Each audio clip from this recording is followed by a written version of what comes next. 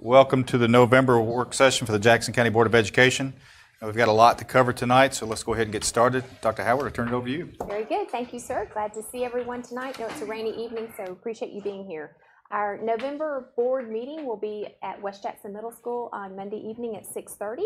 Looking forward to that, and we're going to meet in the Media Center. So if you go in the front door and turn left, we'll have our meeting there on Monday evening. Looking forward to that. Then we also just have several items coming up on behalf of our board. The first is the GSBA new board member training. I see Ms. Anglin is here, and so next Wednesday and Thursday, our new board members will be attending training down what was in Macon. I think you've been moved to Perry, right? So we appreciate you all going, and I know you look forward to that, and if we can help you with that, let us know.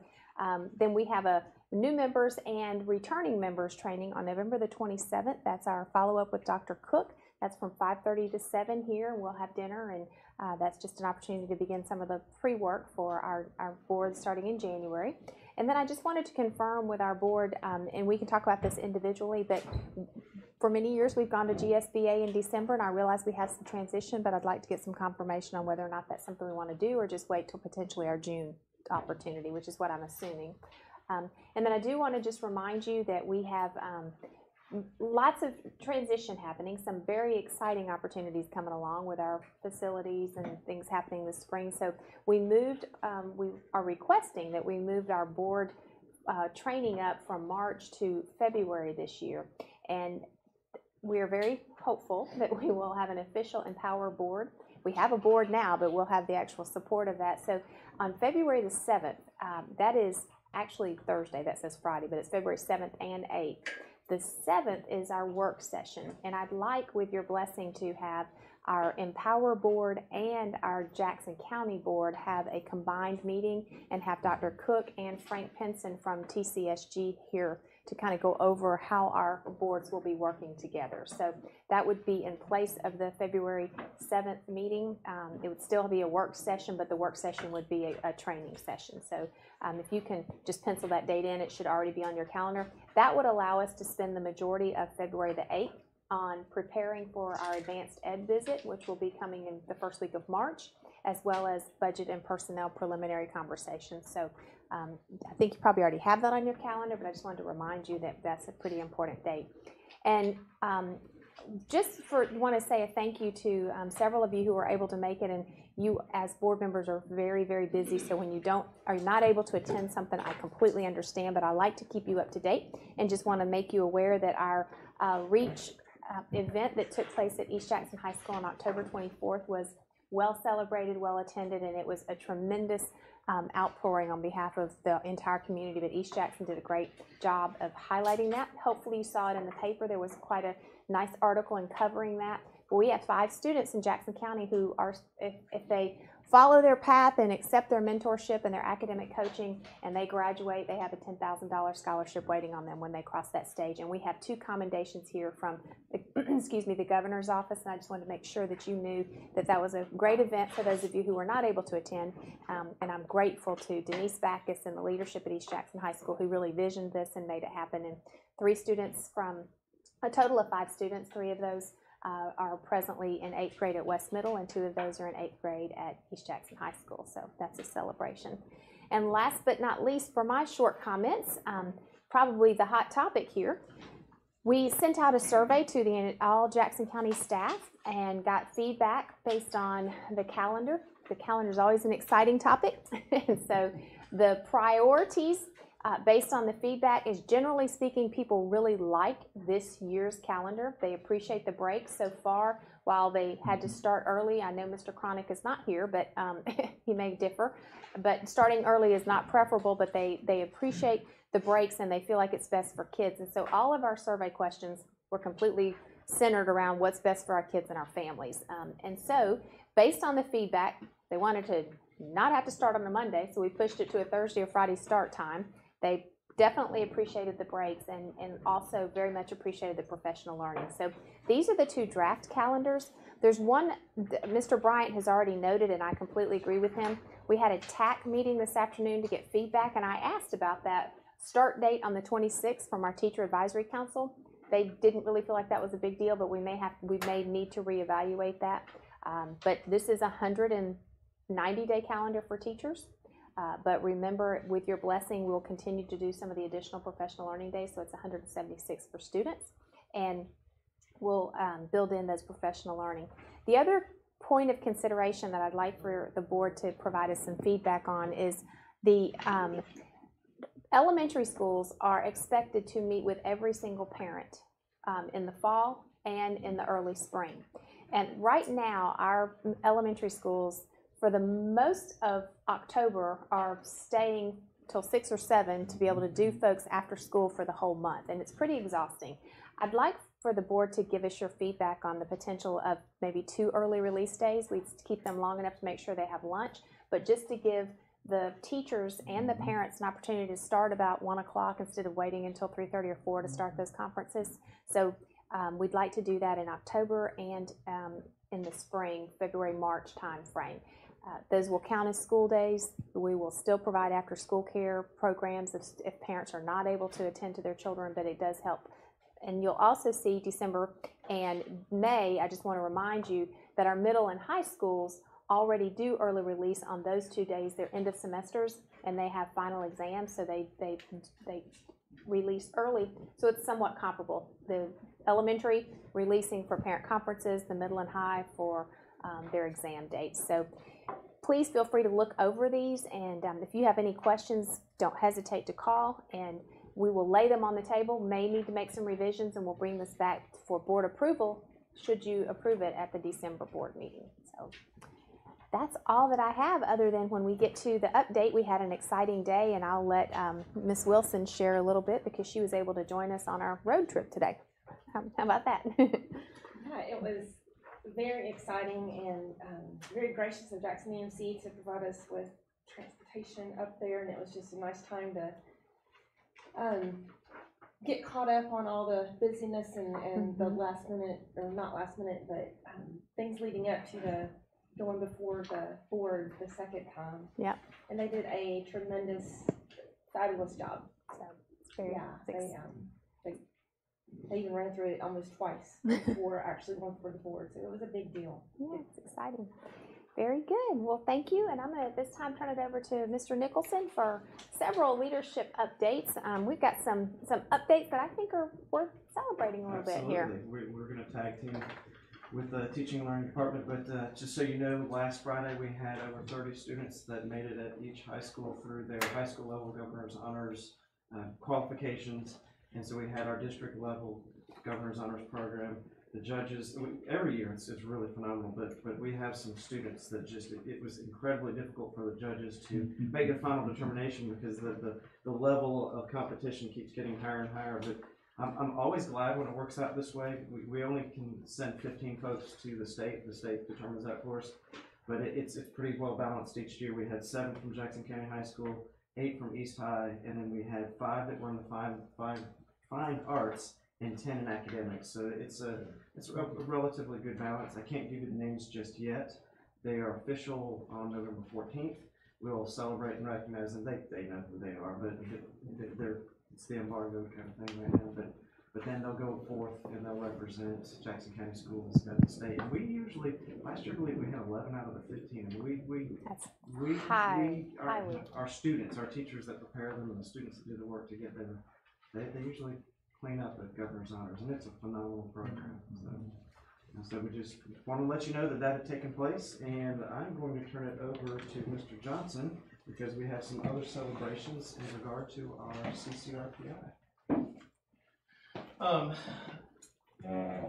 As far as the College Career Readiness Performance Index, I think we've tried to keep you all abreast of changes. This year there is a completely, well I say this year, it's our student results from last year. There was a completely new formula that the state of Georgia enacted, and if you've looked at anything that they've released and seen anything, they literally say there's an apples to orange comparison, and they keep telling us do not compare them, and it's understandable. You know, my entire time being a principal and then 2 years now in this position, we've yet to see a formula for CCRPI that has stayed the same. So it's literally been a moving target. There's still some areas that we're going to talk about that we've got to grow within this new measure. However, when you look at the new measure and how it's evaluating elementary, middle, and high schools, still a good portion of it is going to come from the milestones testing. For example, within the content mastery, that's based on the passing rates for students. So when students take the test, they are either at a level 1, which is a beginning learner, level 2 developing, level 3 proficient, and then level 4 distinguished. So these scores for content mastery, that comes from what level and the score that a student gets on the test. From progress, they look at, it starts with our 4th graders and moves on up, but they look, for example, their score in 3rd grade, and did they increase that score to the next subsequent level, and they look at it from a peer group standpoint. So if Mr. Nichols and I are both 3rd graders and took the test and then go to 4th grade, if he made a 300 and I made a 330, I'm going to be compared to all the other students that made that 330 in the state, and he would be compared to all other students that made a 300. So it's an apples to apples comparison to see if a student grew. What I'm happy to see is that for the first time in a long time, progress is actually outweighing content, so just the achievement level. So they're actually looking at, from a standpoint, is that growth playing a big factor? Now in high school, that's not quite the same, but their big progress measure comes in graduation rate. As you can see, high schools get a graduation rate. Closing the gaps, they're looking at our special subgroups, from everything from students with disabilities, economically disadvantaged, our different ethnicity groups, and so forth, our English language learners, and looking, for example, have they progressed? And whereas in the past, the state had this average that they expected everybody to get and perform to, so regardless if you're a school with very high demographics, very low demographics, and so forth, they expected everybody to reach this bar. The new CCRPI, they look back at schools' 2017 results and they said you have to show 3% increment increases in each one of these areas. So they pretty much benchmarked you to yourself. So they're comparing your growth year over year to yourself.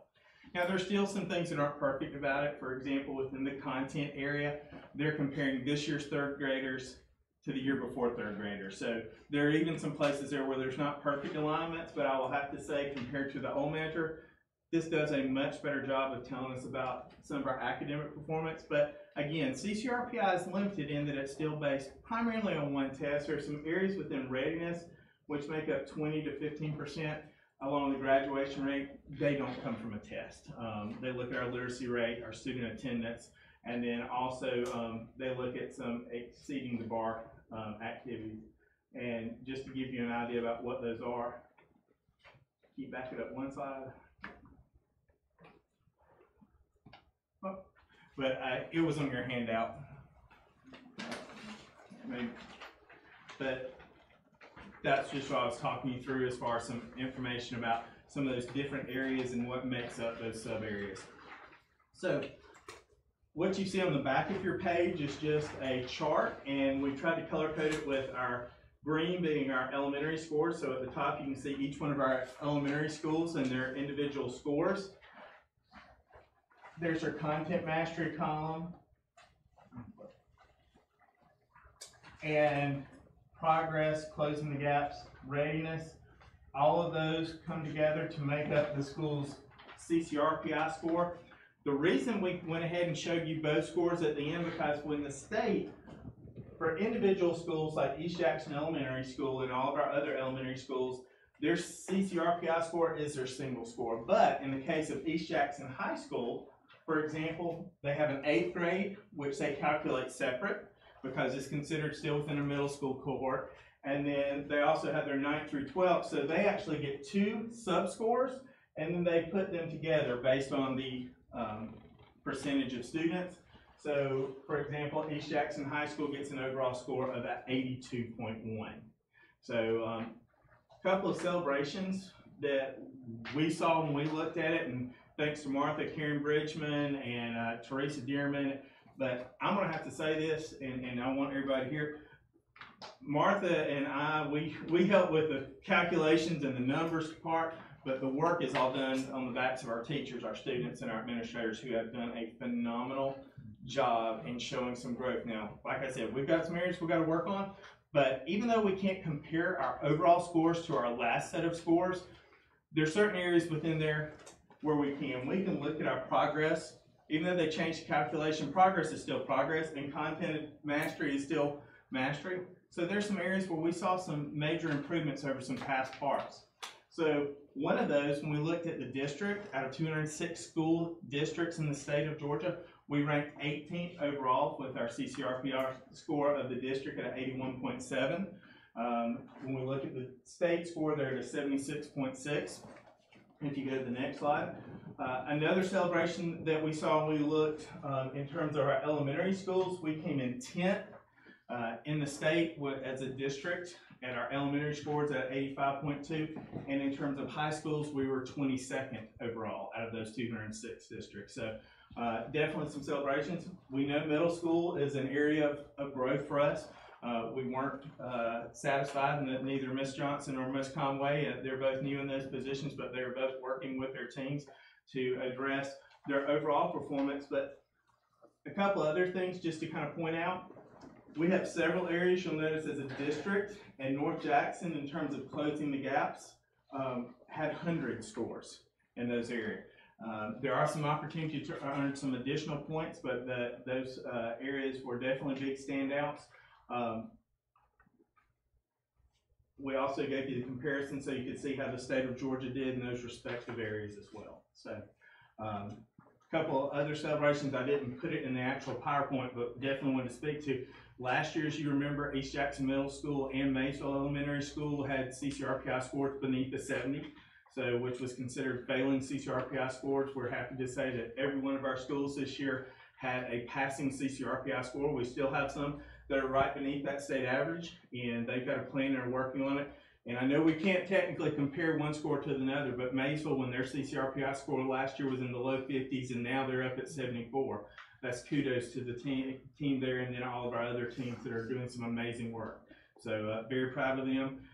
One other just shout out when you talk about our county and our community, even though we're Jefferson and Commerce aren't a part of our school district, when we look at the highest performing elementary schools in the state, we were 10th, Jefferson was 1st, Commerce was 9th. So we had 3 school systems from our county that were ranked right up there in the top in the state of Georgia.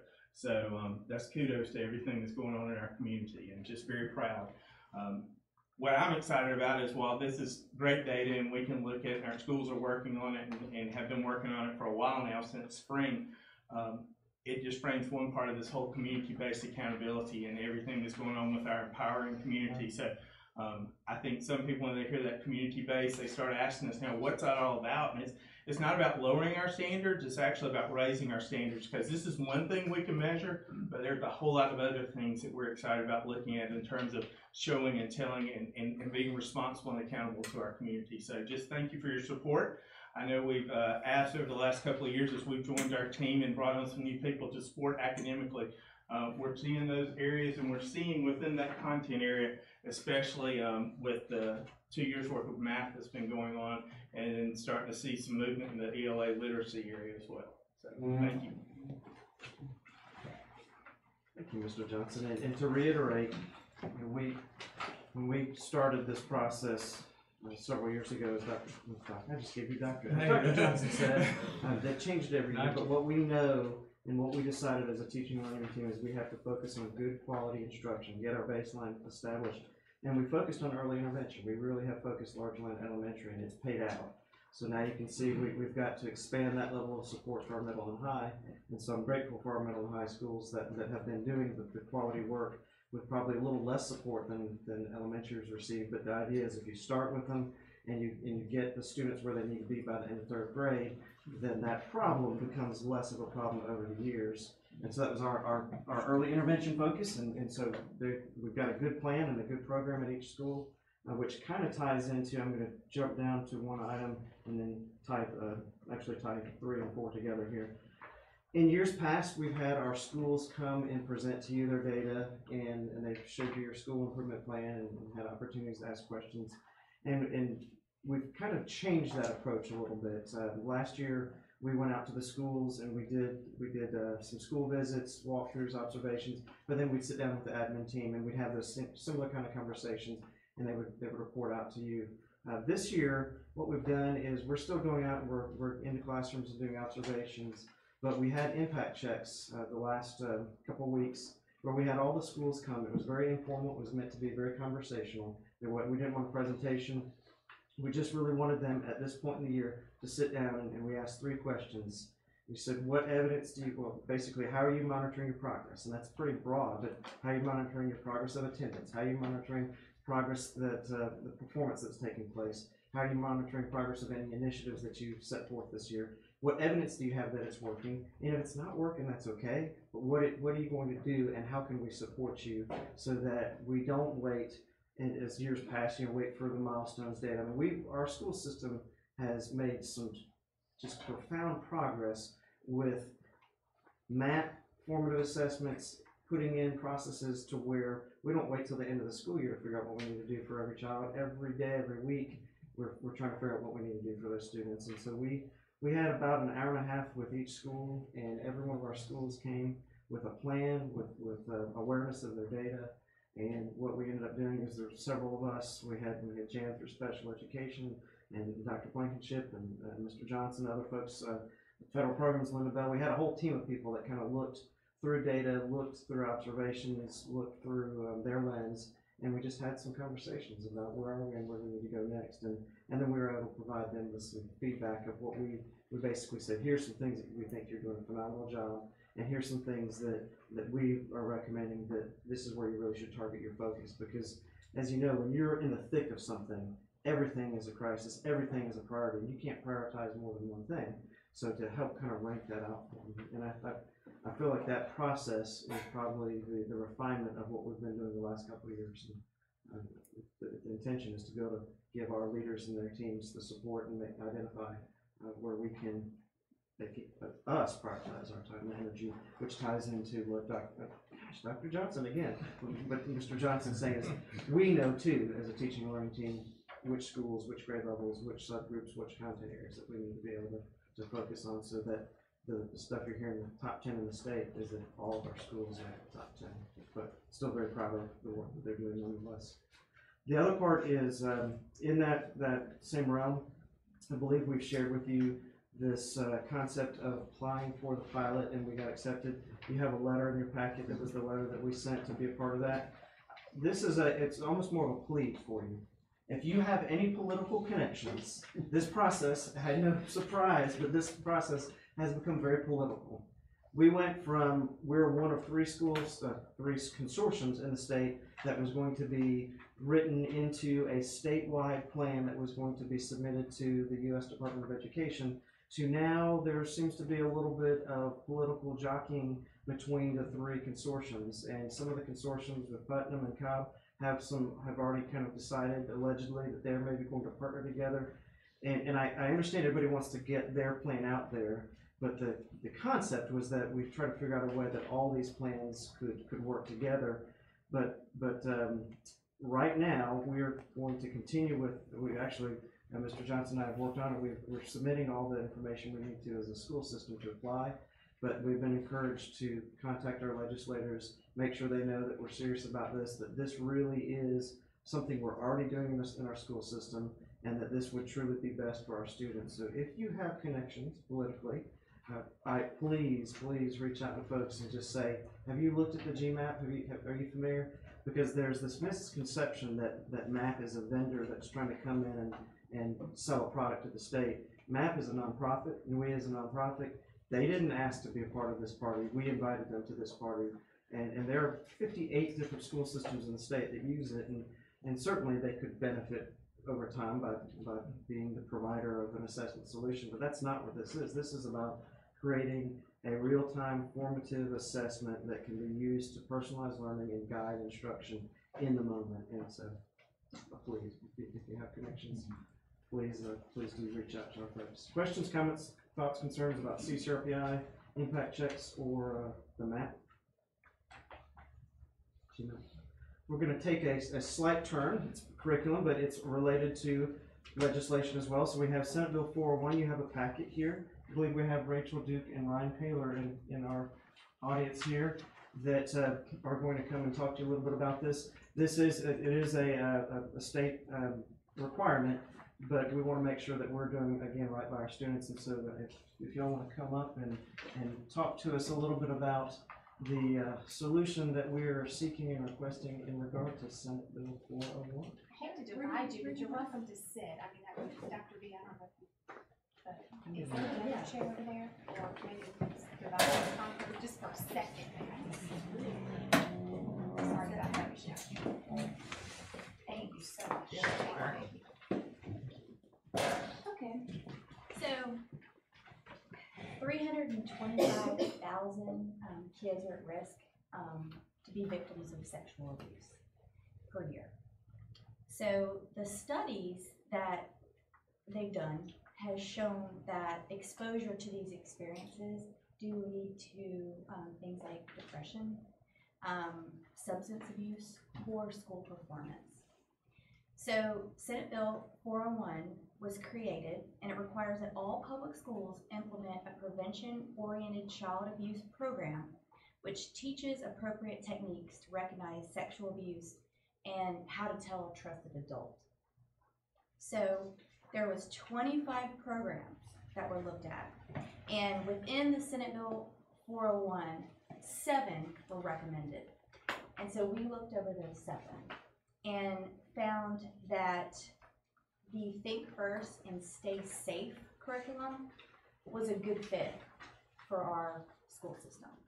So Ryan is going to go into that a little. So I've been here before, and we've talked about the curriculums that we have looked over the past couple of years. And we recently had acquired the Lawrence Kids safety program.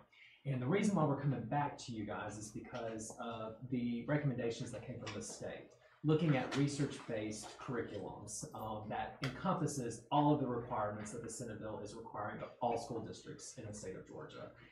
And we felt as counselors and student support services that the curriculum that we had originally purchased did not fit every single requirement that the Senate bill was asking of us. So we wanted to go back to our team to say, okay, these are where the deficits of our current curriculum that was purchased.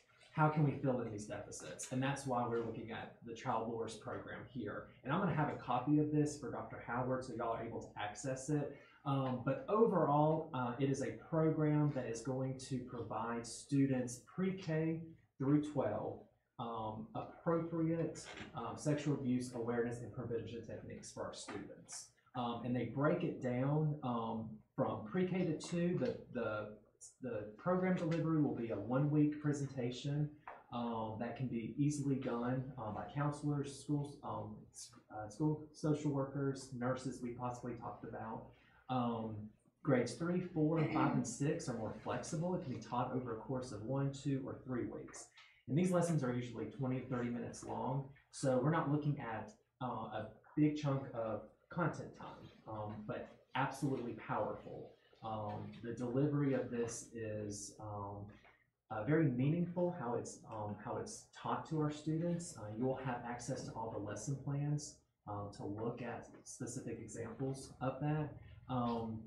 And so we really looked at this program and felt confident in it because though it's really important to provide our students with the safety skills so that they're aware of their surroundings and what could possibly happen, it's also important to preserve their innocence as children, and that we reinforce that most people in the world are good and kind and want to help in these moments. But we definitely want to make sure that we're providing the best curriculum for our students. So that's why we're here for you today. And there's a flash drive and handouts that will be provided here that Dr. Howard will have access to.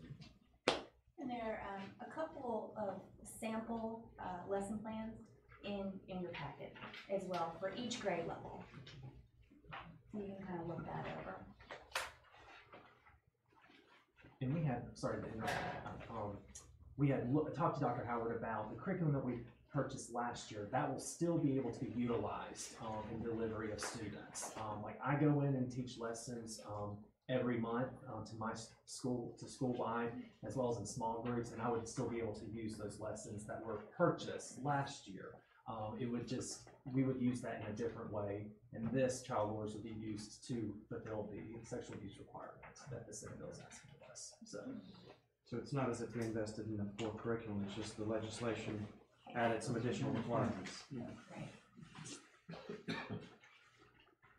I want to say a special thank you to these folks. They take, when we come to them with the burdens of our children's needs, they take it very seriously. And so they've been very thoughtful in this review process, and they're always very, very responsive when I ask them to do some research. And so I think you found out that there are other districts across our states and other large districts that this is their adopted practice. I think, do you know any, do you recall any of this? Gwinnett County utilizes this and has been very successful in the delivery of it. I think in many others, it's just a very well researched. So considering it's a requirement, I think it's probably something that we ask them to come to you because it is a sensitive subject and a topic that none of us like to talk about, but it's important that I think we support our teachers and our counselors in providing this. So it's a pretty minimal investment considering the demand. So. What are the differences in the quotes here? There's two different ones. The two different quotes was adding 2 additional curriculum kits for the 6th grade because they include 5th and 6th grade in the elementary curriculum. So those 2 additional ones would go to the middle school since we have a separate 6th grade that's not attached to the It's only $200, so it's not that big deal. Yeah. For that price, I think we'll get you $3,700. Okay. Well, we all certainly appreciate you coming. Feel free to stay for the rest of the evening because you have other demands in your life, I'm certain. So thank you for your time and feel free to stay or go. Thank you. Well, thank you. Thank you. Thank you. Thank you very much. Thank you for what you do for our kids. Appreciate it. Absolutely. Rachel, as you're leaving, how many case referrals have we had to date? Do you recall? To date, 487, I believe, was our number. Actually, that's wrong because we've had, since Monday, we've gotten 38. So whatever that is plus the 38. 500. Yes. And we have one of our social workers who we dearly love is out on maternity leave, so we just have 2 with a couple of solid interns. But we're celebrating a lot of great stuff, and I think it's very important that we're reminded that we still have a lot of kids with great needs. Absolutely. So thank you for the work that you do. Thank you. Appreciate it. The final item really, I think is yours to share. I think it's our absolutely, and Ms. Wilson already commented. Every time I have an opportunity to speak about Empower, I want to reiterate my appreciation to April Sorrow, the public relations director and communications coordinator at Jackson EMC, as well as Wade Johnson and Joe Hicks, who have and an entire slate of amazing community partners who have really invested in this. And I think one of them said today he stopped counting this year when he got to 500 hours of time invested in preparing for this. So there's a significant level of commitment and passion.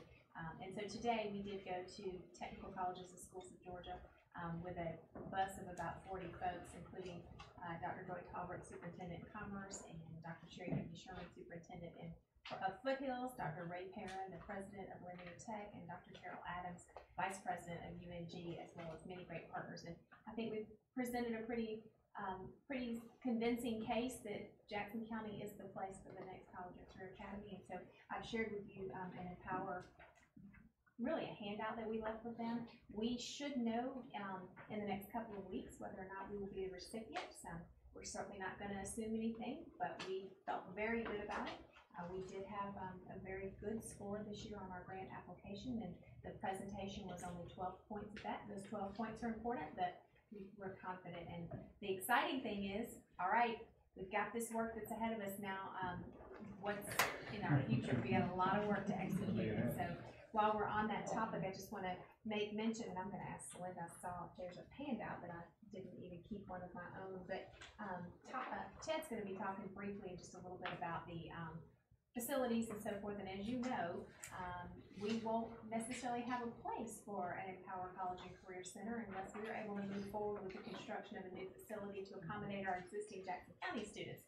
So there's some additional information here on the front, facilities planning that Ted and I will speak to in just a moment. But then I just wanted to point out on the back of that, we are convening and have convened an instructional design team, and we have a timeline for these folks going to visit some college and career academies across the state, and they'll be working hard to build a real cohesive network that will provide an instructional design model that creates flexibility, allows us to really partner with Commerce, both Jackson County high schools, as well as Foothills Charter and Lanier Tech and UNG. So it is very exciting. It's going to require a lot of work, but the outcome and the benefits are going to be absolutely amazing, I believe. So just wanted you to know that there's a lot of planning that's going on. We are moving forward with the planning for Empower and excited about that. So that's just a reference for you. But on behalf of those folks that attended today, I think you would be proud. Don't you think, Swin? Very proud. It's a proud moment for our entire community. So that's the Empower update, and hopefully we'll have really good news to bring you in December, right?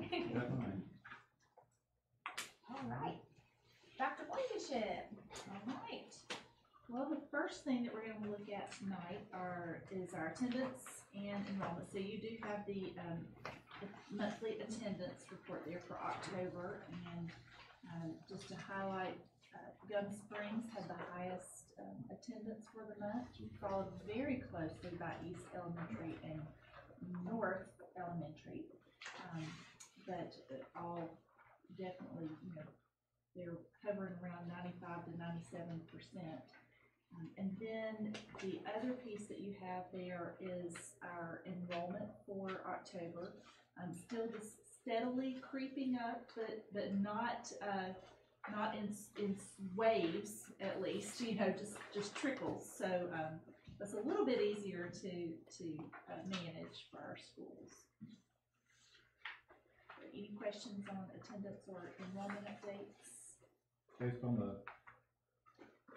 Based on the headlines On the newspaper tonight with Coulter being approved, obviously we're going to have to look at that 2,600 homes.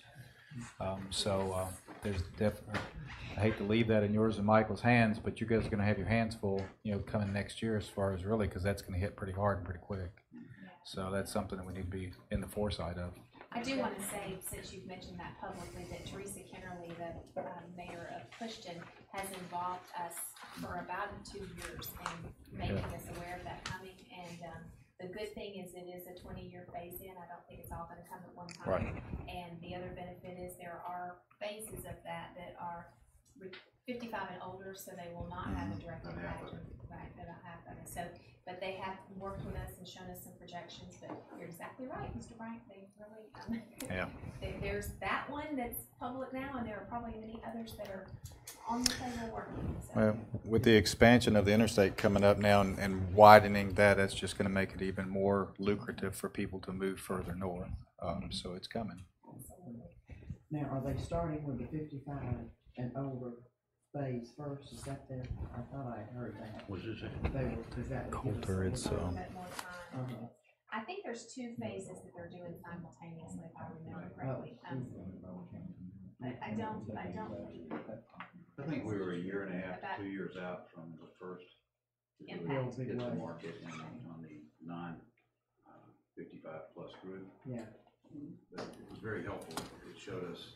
It did some pretty nice analysis in terms of how it might impact us in terms of students. Yeah. Students and tax revenue. And right. They did both. Absolutely. And did a fine job with it. We appreciate that. And they also have the potential of a piece of property that could be for a future school. Good. So. They carved out a section and showed us where that was. Yeah. Very helpful. Are they talking about donating that to us? Haven't heard a whole lot of talk about donating yet. That'd be so nice. That would be. I'm sure they'll need a tax write-off. Yeah, that'll help them out. All right. Sorry about that exact thing. That's okay. That's all right.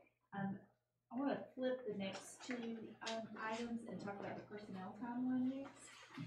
This is very similar to the timeline that we have had in the past couple of years, last year in particular, with the exception that we're going to move our letters of intent up to the December timeframe rather than wait till we get back from the winter break to do that. That will give us a little more time to plan, and then we'll follow that with personnel allocations, tentative personnel allocations to the principals in January, with a plan to bring leader recommendations to you all in February at the board meeting, and then other certified personnel recommendations in March, with the goal to administer contracts right after that board meeting. So by the end of March, that is our goal. And I appreciate Dr. Blankenship's willingness to do that. If you don't know this, the teaching market is increasingly competitive. So the earlier we can secure the best, the better off we're gonna be. And that's one of the reasons why we want to go ahead and look at letters of intent in December rather than wait until January, because if we can get a projection on any retirements that we might have, or anybody that already knows that they're not gonna plan to come back next year, then that may give us, and I may be coming to you to say, can we go ahead and look at doing some early hires for next year, not to bring them on this year certainly, but to go ahead and secure some of those candidates early. Because many school systems are now beginning to hire in January for the upcoming school year. So if we can, by very carefully looking at our enrollment projections and our teaching needs, then we may be able to look very conservatively, but say if we can look at getting a handle on this many positions for the upcoming school year, then that would give us a jump on the market. And then we do have a fairly short personnel list there for your consideration. I'll point out that the 7th grade teacher is a replacement for the position that resigned the previous month. So we've got at West Middle, we've got that recommendation there. And then the other teaching position is the addition at North due to growth in 2nd grade. And so we do have a recommendation for you for that position. It's nice to see the number of subs that we have for recommendation on this list, because that's one of our difficult to fill positions. If you think of it in terms of when an absence goes unfilled, it's not just disrupting the learning for that classroom. The ripples really are felt across the whole school, because you may have to combine classes, or you may have to pull teachers to cover, and so it really does disrupt the learning environment when we can't have every classroom with, if not a highly trained teacher, then a highly trained substitute. So, so that is always one of the things that's at the forefront of my mind, is how do we make sure that we are having a trained adult in every classroom. So I wanted to share, and just sort of moving into the next part with difficult to fill positions, share some facts about our substitutes with you right now, and kind of what we're going to be looking at trying to do to help the situation. So just looking at comparatively from last year to this point in the year this year, we are a little bit higher on our absences, about a half a day per employee. So last year we were at, I think, about 1 absence, and this year we're at about 1.4 absences per employee per day. So that's a little bit higher, but when you take a look at that and look at our fill rate, so we look every month at the number of positions that need filling, and then the number of positions that actually get filled. And that is down year over year as well. So, for example, August of 17, we had a 94% fill rate, and August of this year, we had a 75% fill rate.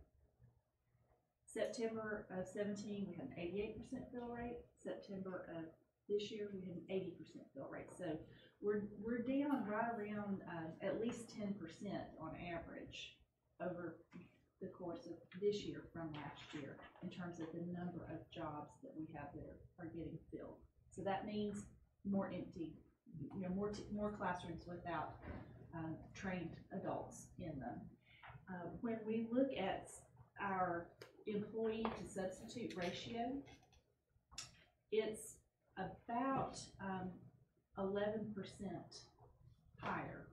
So what that means is when we look at a high substitute to employee ratio, that means that we have a challenge with the number of subs that we have to fill our positions. So it's at about 87%. So that makes it very difficult to fill all of our positions. We do have a little bit lower fill rate on Fridays, but that has evened out. So we don't really have a particular day of the week. That Teaching and Learning has done a great job to make sure that our professional learnings are not loaded up on one particular day, and that we're doing it in such a way that we're not, the percentage of our absences that are due to professional learning are much lower. So that we're doing a good job there. But it's still an issue when we have teachers out of the classroom. So like I said, we wanted to make sure that we have enough trained substitutes to fill all the positions, because we don't want to negatively impact our students' learning. We want to hopefully positively impact, or at least have a neutral effect on it, right? So some of the things that we can look at doing, and that we are looking at doing, is helping our teachers increase the lead time on their absences. So when they put their absence into the absence management system at least 7 days ahead of time, we have a 92% fill rate. When they put it in with a day or less, it's a 50% fill rate. So if we can increase, in every case that's possible, that amount of lead time, we have a much better chance. Another thing that we're trying to do is increase our sub pool. So we've got, I think, 14 subs here for your approval. And so we want to try to continue to increase that. That gets a little tricky because we're also hiring from our sub pool. So when they come into our schools, they do a good job, and then we have a para position to fill, which special ed para positions are another not necessarily difficult to fill position, but difficult to keep them in the position. We're hiring sometimes from that sub pool, and the other place that we pull from is also our hourly employees. So we kind of have a little pipeline built there, which is nice, but it also means that we kind of have a revolving door with our substitutes. So it makes it difficult to increase the number of subs. We're doing a good job to keep up with the number of subs that we currently have. One thing that I'm going to be doing over the next month or so is to have some conversations, maybe do interviews or surveys with our subs. We're in a very competitive job market right now, and so that's the other compounding effect here is we have a very low unemployment rate. We have very competitive wages and benefits in the industries around us, which is a great problem to have, but it means we're all competing for the same workforce. So we have to look at what do our subs like about working in Jackson County. Are there things that we can do to incentivize them to work more days? Right now they're working on average 7 days out of the month, which is, a little less than 2 days a week. They can only work around 4 days a week for us, because then we get into healthcare benefits and that sort of thing. So we're a little limited in what we can do to incentivize. And then, quite frankly, exploring other sources that may help us, that may have more flexibility to offer our substitutes incentives, benefits, and the like, to help keep them subbing here in Jackson County. So we're looking at all of those things. I wanted to present that to you because it continues to be an issue, and I want to make sure that we're doing the best that we can for our students. So I may be bringing to you some potential solutions in the future. What's the requirements to be a sub? You have to go through a training. If you are a certified teacher, then there's no training that you need to go through. You just need to come and have a background check and then get on our sub list. If you are not a certified teacher, then you need to go through a 4-hour training, and we offer those here, and they're also offered through RESA monthly. And so once you've done that and gone through the background check, then we add you to the sub. You'd be highly qualified. You would be. You interested? Yeah. Would you like a sub? I can sign you up. You'll qualify in January. We can put you on the list. I bet you they would take you at Maysville every day. I'm sure they would. Well, now, we have, how many permanent subs? We have, is it 1 or 2 that we have on? Many of, I think we have, 6 or 7 of our schools have Their what we call own? stellar subs. Yeah. They're subs that they Every go day. there every day and fill the jobs that are there at that school. And our schools and our leaders there have done a phenomenal job of utilizing that resource to its fullest. So that's good. The schools that don't have a permanent sub like that have been able to, address their needs in other ways. So they've just not found that that's really worked for them. So it's an option that we've given to schools, and most have taken advantage of it. But sometimes those then get hired, and then we have to replace. Yeah. So. And so Dr. Wonky should explain subs, but I'm looking out and seeing Dr. Morris and Josh Patton and a lot of, Yeah, so that's the next. I was gonna say, Yes, there's yes. lots of other difficult subs in the cafeteria, So sub custodians.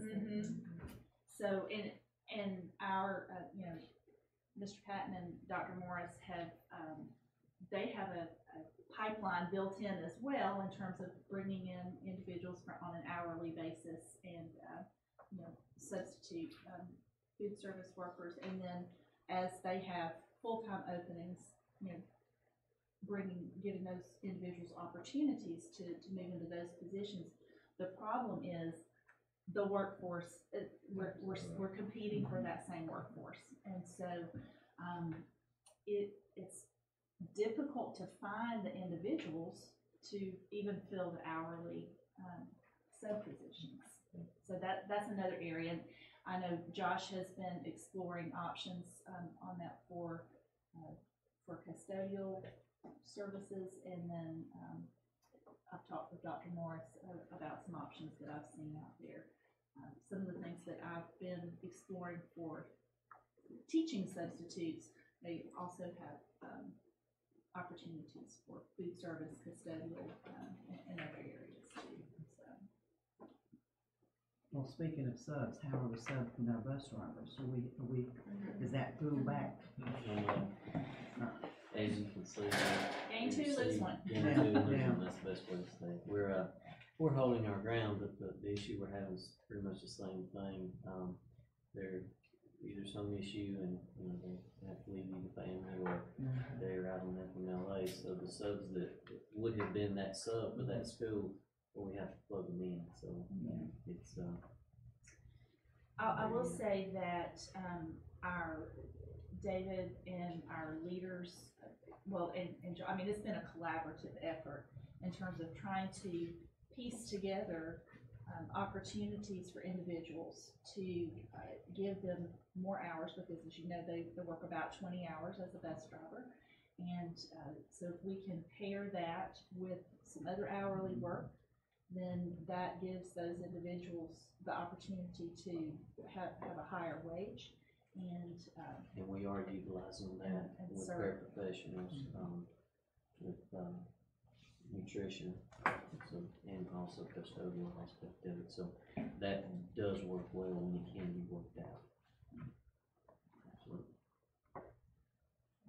Thank you very much. We'll continue to explore that. I don't think that's gonna get easier, especially with the holiday season coming and the jobs that are available right here in our backyard are very high wage, maybe January, February. And offering benefits for Yes. part-time work. Right, it's just a competitive market. Very good. I want to apologize on behalf of all of us. Anna and Aaron are served on the board for GASBO, and they are at the GASBO conference, and they were working diligently, but they will have for us the financials on Monday. So preliminary, everything looks good. We'll write it online, but she'll have the actual numbers for us to our board meeting on Monday, so we do not have those. SPLOST continues to grow. It was up year over year and month over month again, so we'll have that printout. That's all facilities and operations, let's go to our team of busy people. Well, West Jackson Middle Project, coming West along. Middle, so our contractor portion of that project is nearing completion. We're working on punch list items mainly, a few other little issues, but working through those and we're taking over our portion of it now, finishing the other classrooms, and have completed some, and we'll be working through the year, to get the rest done. Hopefully we'll have them all done by the spring. But it looks great over there. You'll get to see it Monday, and I think everybody's really enjoying the improvements to the building. When they see it, what they will miss because of the time is the way the kids are really using the hallway commons areas. Yeah. It's a great testament to if you feel that they might use it, and they really are. Yeah. You should really, if you have an opportunity, Drop by. sometime during the day, just drop by, check it out. It's pretty good. It's really cool. I'll mention too, just to jump on with Josh and give him congrats, that we were charged by Mr. Bryan a while back to make sure we finished those additions before the end of this year. They're really excellent. The cafeteria unit opens it up a lot, and the glass is just really helpful as well as the band room. Good. It's nice to do that. Then I'll share with you some on a couple of items. I'll jump in as well on the trip today.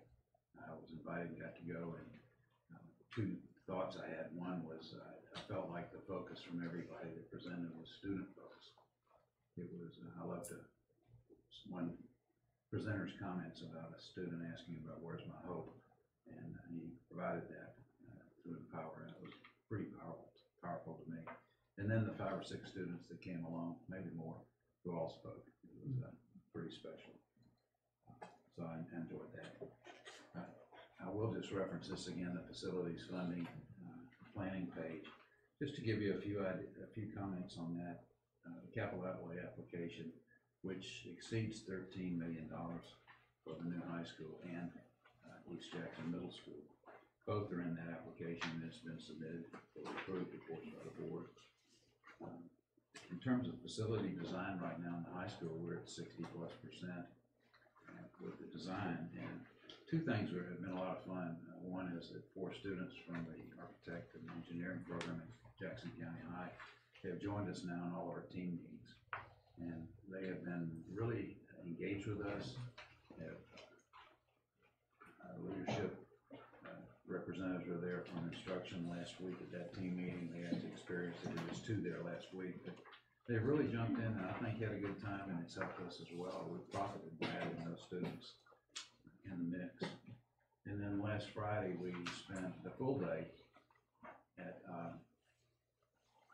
Jackson County High with department heads and teachers dropping in throughout the day, just to look at the plans and give us ideas and input for particular specialized areas.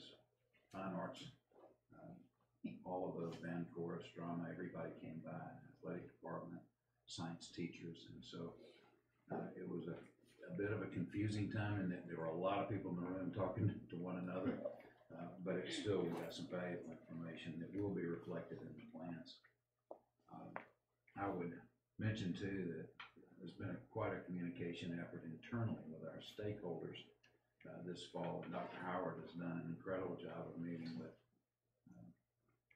every school, I think. As of Wednesday, I'll know that was 6 so far. And it's really been great. That's our responsibility to pass that information on and empower our staff, our teachers, and everyone to be able to answer questions in the community about what we're doing. So that's very helpful. On the high school, with the site bids are due next week, so that's a big day for us Tuesday when those come in. And then skipping down to winter 2019, again, that you could define all those bullet points as communication. It's how do we make sure our community is well aware of what we're doing. So many moving parts, and power is one. And power only happens if the bond happens, so we really have to do a good job of telling everyone and providing the information that empowers everyone to know how they should vote and to answer questions amongst their neighbors. So that's what the winter is all about, and then the bond vote, of course, March 19th. With a positive outcome, we're off and running, and I mentioned you'll see RFP to hire an architect. It'll be that for the Power Center. That assuming we get the grant, assuming the bond vote is positive, we move forward, and we'll want to really start programming needs with all the various groups that want to be involved. And how do we meet those needs in design? And then the new high school too will be full force construction at that point. So it's really an exciting time. I'll mention two other things just to kind of show you the activity, and they're in your packet. One is an application with the Water Sewer Department of Jackson County. And I just mentioned it just to show, number one, that we're making progress on that project. It's not pie in the sky, it's really moving along. But the original contract was for in excess of $500,000 for the sewer connection. And when the team got together, and I believe Josh and our engineer went to the Water Sewer Authority's board meeting, that $520,000 went to $195,000. So some really strong work convincing them about our usage, consumption, that sort of thing, and it is much better, obviously, for us. And then also, we put an RFP out for inspection and testing services for the project, and put in just the group of companies that responded. We had 9 companies that responded, submitted good proposals, and we're evaluating those now. So lots of interest in our project, and I hope we get a lot of interest and response next week. Very exciting time. And then my last comment, Dr. Morris is here, and I had the pleasure of attending the Golden Radish Awards in Atlanta 2 weeks ago, and it's an exciting time. Our school nutrition department, under her leadership, has won the Platinum Award again, and there are only 22 districts in the state of Georgia. It's been publicized in the newspaper, I understand, and in other places, but I just wanted to mention it's exciting when you work with people who are on the cutting edge, and Dr. Morris and her team have done a great job. It's fun to be there. It's a big event. It's quite a prize really for the state of Georgia, it really is, for sure. That concludes mine, unless anyone has questions. Any questions for operations or any component of the work that we've covered tonight? All right, a lot of busy work happening. That sounds like it's not good work. We've been very busy with a lot of work. How about that? It's not busy work. Important work. Important work, but it is very, very rewarding to see the outcomes that I hope we'll be able to enjoy. So thanks to everyone that's here. That's all we have outside of the need for a short executive session for real estate concerns. Any other questions, concerns? We have a motion that we move into executive session. Second. All in favor? All right. We'll be back shortly.